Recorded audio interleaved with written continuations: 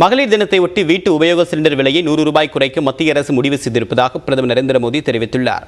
தொடர்பாக தன்னுடைய அதிகாரப்பூர்வ எக்ஸ் பக்கத்தில் பதிவேற்றக்கூடியவர் மகளிர் தினத்தை ஒட்டி எல்பிஜி சிலிண்டர் விலையை 100 ரூபாய் குறைக்க அரசு முடிவெடுத்திருப்பதாகவும் கூறியுள்ளார். இதன் மூலமாக நாடு முழுவதும் உள்ள கோடிக்கணக்கான பெண்களின் நிதிச்சுமை குறையும் என்று பிரதமர் நரேந்திர மோடி குறிப்பிட்டுள்ளார். மேலும் வீட்டு உபயோக சிலிண்டர் விலையை குறைப்பதன் மூலமாக குடும்பத்தினர் நலன் மற்றும் ஆரோக்கியமான சுற்றுச்சூழலுக்கு அரசு ஆதரவு அளிப்பதாக பிரதமர் தெரிவித்துள்ளார்.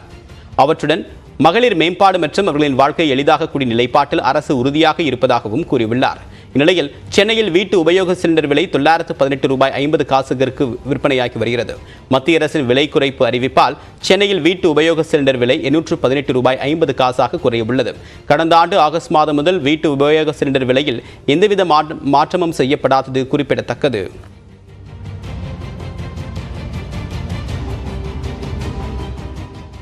கடந்த சிலிண்டர் விலையை ஏற்றிவிட்டு தேர்தலை முன்னிட்டு 100 ரூபாய் குறைப்பதால் என்ன மாற்றம் ஏற்பட்டுவிடும் என்றும் காங்கிரஸ் எம்பி ஜோதிமணி கேள்வி எழுப்பியுள்ளார். பகல் கொள்ளை சிலிண்டர்ல அடிச்சுட்டு 100 ரூபாயா 10 வருஷம் அடிச்சுட்டு இன்னைக்கு தேர்தல் வருதுங்கிறதுக்காக 100 ரூபாய் குறைக்கிறதுல என்ன மாற்றம் இருக்க போகுது?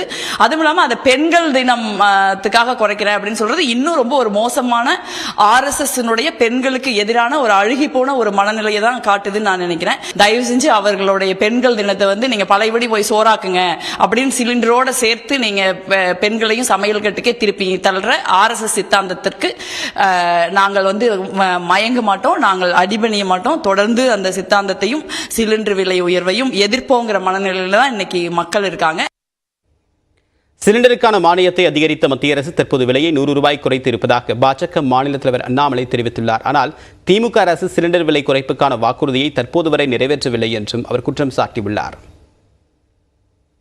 கடந்த 8 மாத காலமா நீங்க பாருங்க, குறிப்பா கேபினட் டெசிஷன்ஸ் யாரெல்லாம் மோடி சிலிண்டர் வச்சிருக்காங்களோ, மோடி சிலிண்டர் யார் பயன்படுத்தி 2014 பிறகு யாரு கேஸ் சிலிண்டர் வரலையோ அவர்களுக்கு மோடி சிலிண்டர் மூலமாக வந்தவர்களுக்கு 300 ரூபாய் மானியம் இருந்துச்சு. இன்னைக்கு அது 400 மாறி இருக்கு.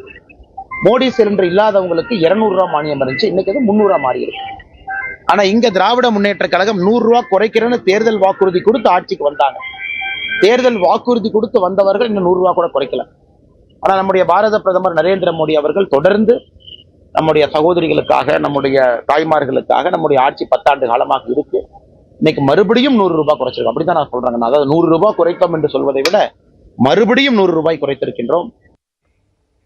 தமிழ்நாட்டில் எங்கும் போதைப் பொருட்கள் உற்பத்தி செய்யப்படவில்லை என்று டிஜிபி சங்கர்